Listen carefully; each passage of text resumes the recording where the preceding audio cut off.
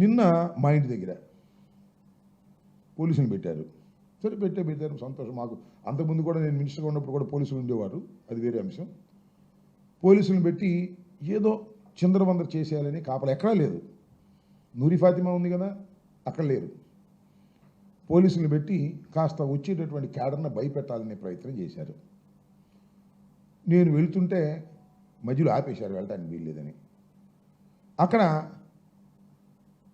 ఈ పట్టాపురం సిఐ మీద కొంత నాకు ఆయనకి మధ్యన ఘర్షణ అనివార్యంగా జరిగింది.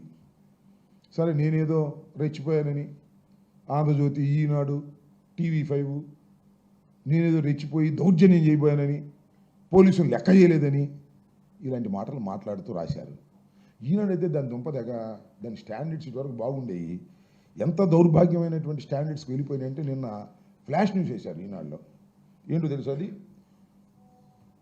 గుంటూరు కలెక్టరేట్ వద్ద మాజీ మంత్రి అంబటి రాంబాబు దౌర్జన్యం. అంబటి రాంబాబు దౌర్జన్యం చేశారంట. చూశారుగా మీరు వీడియోస్. ప్రతినిధి బృందాన్ని మాత్రమే అనుమతిస్తామన్న పోలీసులతో అంబటి వాగ్వాదం. ప్రతినిధి బృందాన్ని మాత్రమే కలెక్టర్ గారి ఆఫీసులోకి ఎంట్రన్స్ ఇస్తాము, కడవాళ్ళు రానియము అంటే వాళ్ళతో దౌర్జన్యాన్ని దిగానంట. తోసుకుని వెళ్తాం, ఏం చేస్తామంటూ సిఐతో వాగ్వాదానికి దిగిన అంబటి. నిన్న కలెక్టర్ ఆఫీసులోకి వెళ్ళటం కోసం అంటే నేను తగాద పడింది. విన్నారుగా మీరు. వెన్నుపోటు దినం పేరుతో గుంటూరు కలెక్టరేట్ వద్ద కార్యక్రమం. సరే, అది వేరే కార్యక్రమం జరిగింది, అది వేరే అంశం. ఎంత వక్రీకరించి తోసుకెళ్తాం, ఆపుకోండి అంటూ అంబటి రాంబాబు దౌర్జన్యం. ఇది జరిగింది ఎక్కడ?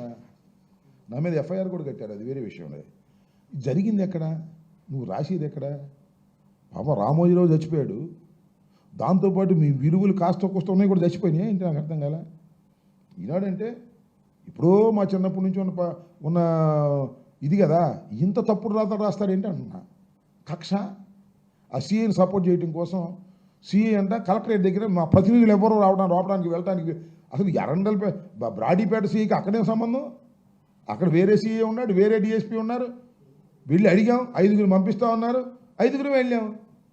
దానికి వక్రీకరించి రాసేటటువంటి ఎమ్మటే సపోర్ట్ అనమాట. సిఐ గారికి ఎమ్మటే సపోర్టు, ఆ సిఐ గారికి ఏమో లోకేష్ సపోర్టు, ఆ లోకేష్కి ఏమో ఈయన సపోర్టు, ఆ TV5 కూడా అంతే. TV5 ABN నిన్న కుమ్మి పారేశారు. అంబటి రాంబాబు దౌర్జన్యం, పోలీసుల మీద డ్యామ్ డుమ్. ఈ దుంపదేగా నేను దౌర్జన్యం చేసే పరిస్థితిలో ఉన్నానా? వాళ్ళు దౌర్జన్యం చేసే పొద్దున్న నుంచి నా ఇంటి దగ్గర ఎవరన్నా వస్తే వాళ్ళ కీసు లాక్కోవటం, బళ్ళు తీసి అవతల పెట్టమంటాం, ఇలా బెదిరించే కార్యక్రమాలు చేశారు. మమ్మల్ని భయపెట్టాలనే కార్యక్రమాలు చేశారు.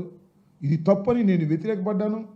వాగ్వాదం అన్నెసరీ అయినా సరే అనివార్యమైన పరిస్థితి రావడంతో గత్యంతరం లేని పరిస్థితుల్లో ఎక్కడది JKC కాలేజ్ దగ్గర, అది JKC TJPS కాలేజ్ దగ్గర బ్రిడ్జ్ ఎక్కే ముందు అక్కడ ఆపేసారు నన్ను.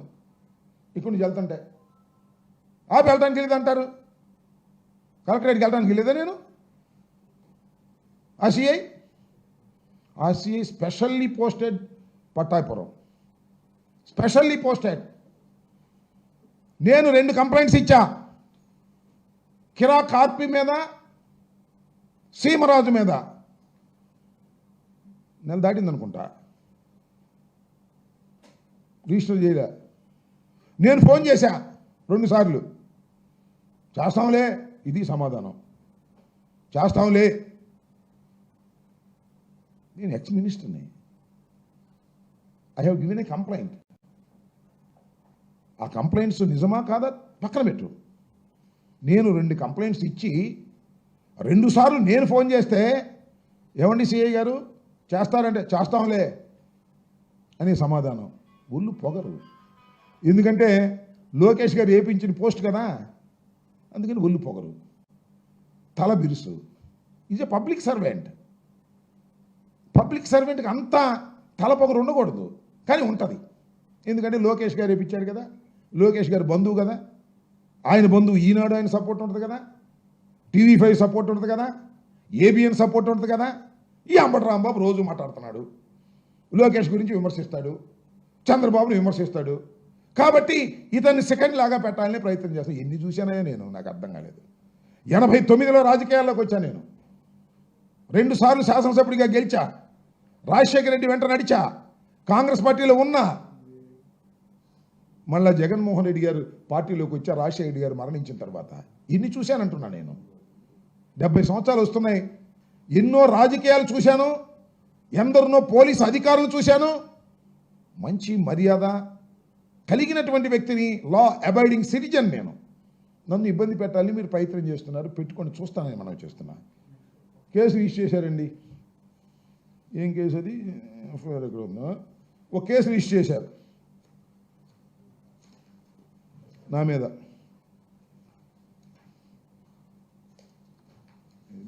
కేసు రిజిస్టర్ చేశారు. Crime number 239/25 Pattapuram. నిన్న కేసు రిజిస్టర్ చేశారు నా మీద. భయపడతానా? మీ కేసులు నేను భయపడతానా? భయపెట్టాలని అనుకుంటున్నారు కదా మమ్మల్ని మీరు. వైఎస్ఆర్ కాంగ్రెస్ పార్టీని, వైఎస్ఆర్ కాంగ్రెస్ పార్టీలో ఉన్న నాయకుల్ని ఎఫ్ఐఆర్లు పెట్టి భయపెట్టాలని మీరు ప్రయత్నం చేస్తున్నారు. అంతేగా? మీ కేసులకు these are all false cases.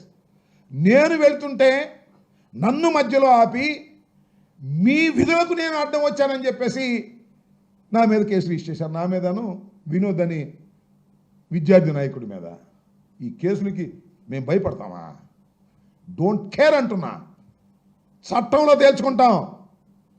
నా మీద తగాదా పడి నన్ను బెదిరించి నా మీద కేసు రిజిస్టర్ చేసిన ఆ సిఐ ఎవరైనా సరే చట్ట ప్రకారం అంతు తేలుస్తానని కూడా ఈ సందర్భంగా మనం చేస్తున్నా. చాలామందిని చూశాను నేను. సిఐల్ని, ఎస్ఐల్ని, డిఎస్పీల్ని చట్ట వ్యతిరేకంగా ప్రవర్తిస్తే, తెలుగుదేశం పార్టీ గుప్పెట్లో ఉండి పనిచేయాలనుకుంటే, లోకేష్ గుప్పెట్లో ఉండి పనిచేయాలనుకుంటే అనుభవిస్తారు. గుర్తుపెట్టుకోమని మనం చేస్తున్నాం. రోజులు ఎప్పుడు ఇలాగే ఉండవనేది కూడా ఈ సందర్భంగా గుర్తు చేస్తున్నా నేను. We don't care all these things. ఇంతకుముందు కూడా కేసు పెట్టారు అక్కడే, సేమ్ సెక్షన్స్తోనే. ఏమయ్యా నా మీద అయితే అంత స్పీడ్గా పెట్టేస్తారే? ఆ కిరా కార్పి మీద, సీమరాజు మీద స్వయంగా నేను వెళ్తే ఎవరు కంప్లైంట్ చేయరు. వాళ్ళు మీ బంధువులేగా. ఈయన కూడా, ఈ సిఐ కూడా నెల్లూరు నుంచి వచ్చాయంట. ఆ కిరా కార్పి కూడా నెల్లూరు, ఈయన బంధువు అనమాట. సీమరాజు కూడా ఈయన బంధువు. ఇదంతా ఒక గ్యాంగ్. మేము ఇచ్చిన దాని మీద చేస్తాంలే. నాదైతే 24 hours కూడా కాదు, చేసి పారేశారు case. You do your duties fast. నువ్వు డ్యూటీలు చేయకపోతే చట్ట ప్రకారంగా నీ అంతు తేలుస్తామని కూడా ఈ సందర్భంగా మరొక్కసారి గట్టిగా చెప్పదలుచుకున్నాయని కూడా మనం చేస్తున్నాం. కేసులకు భయపడేటటువంటి తత్వం కాదు అసలు. ఒకటేనండి, అసలు ఇవాళ రాజకీయాల్లో ఉండాలంటే కేసుకు భయపడకూడదు. ఇవాళ రాజకీయాల్లో మేము ఉండాలంటే జైలుకి భయపడకూడదు. ఆ రెండు నిర్ణయించుకునే రాజకీయాల్లో ఉన్నామని కూడా ఈ సందర్భంగా నేను చెప్పదలుచుకున్నా. ఆ సిఐకి కానీ లేకపోతే మరొకరికి కానీ ఈ విధంగా దౌర్జన్యం చేసి మమ్మల్ని ఏదో అణచాలని, అరికట్టాలని ప్రయత్నం చేస్తే, ఊరి మీ దుంపలేక సంవత్సరం దౌర్జన్యం చేశారయ్యా, సంవత్సరం కేసులు పెట్టారు, ఏమైనా అరికట్టారా? ఉప్పొంగలా నిన్న. ఇంకా ఇదే పద్ధతిలో మీకు వెళ్తే ఇంకా ఉప్పొంగి మీకు చాలా డేంజరస్ సిచ్యువేషన్కి తీసుకువెళ్తుందని కూడా ఈ సందర్భంగా నేను చెప్పదలుచుకున్నాను.